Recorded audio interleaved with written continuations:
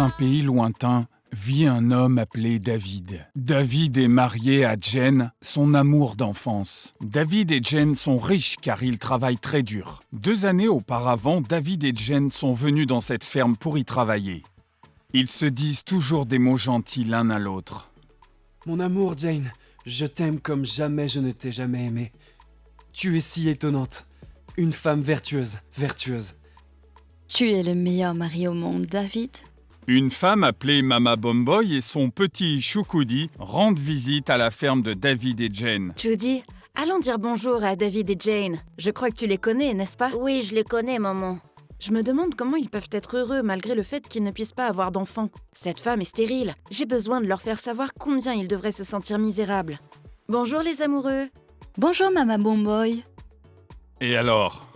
Comment quelqu'un de stérile comme toi, Jane, peut-il prétendre être heureux?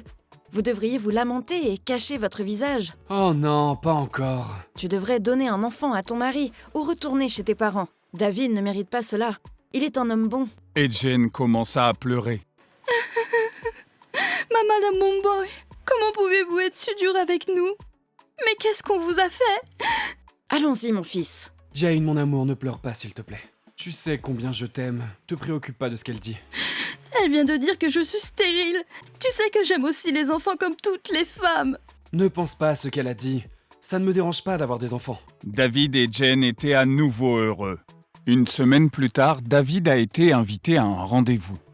Sur le chemin du rendez-vous, David se demande de quoi ses amis veulent lui parler. Il se demande si ses amis veulent lui acheter tout le rendement de sa ferme. Ou peut-être ils veulent investir dans son entreprise agricole. Finalement, David arrive au lieu du rendez-vous. Je les vois dans le coin. Hé, ça fait longtemps, mes amis. Salut David. Tu vois David, on était en train de penser à toi. On sait que tu es triste car ta femme est stérile. Alors laisse-nous t'aider à trouver une femme qui ne l'est pas. Quoi? Moussa a raison. Nous pensons que tu devrais laisser tomber cette femme pour une femme qui n'est pas stérile. Ok, maintenant je vois le genre d'affaire pour laquelle vous m'avez appelé. Laissez-moi vous dire que je ne pourrai pas quitter ma femme, qu'elle soit stérile ou non. Je l'aime. Mais David, toutes les femmes ne sont pas stériles. Laissons cette discussion ici. Le lendemain matin, David décide d'emmener sa femme à l'hôpital pour demander une assistance médicale. Jane, mon amour, je te promets de tout faire pour que tu sois soignée. Oh, merci, David. À l'hôpital.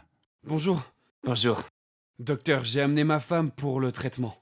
Vous pensez qu'elle est stérile? Ce n'est pas grave, mais vous ne pouvez pas le savoir avant que nous fassions le test. C'est peut-être vous qui souffrez d'infertilité. Qu'est-ce que... Moi? Pas question. Un homme n'est jamais stérile. Les hommes aussi peuvent être stériles. Espérons que vous en sortiez tous les deux. Espérons. Après avoir fait tous les tests, c'est finalement David qui a un problème qui cause l'infertilité.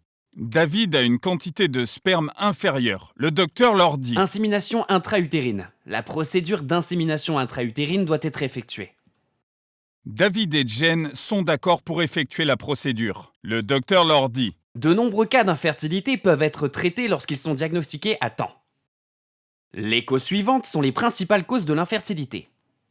Mauvaise alimentation, maladies sexuellement transmissibles non traitées comme la chlamydia ou la gonorrhée. Conséquences des infections causées par la pratique des mutilations génitales féminines.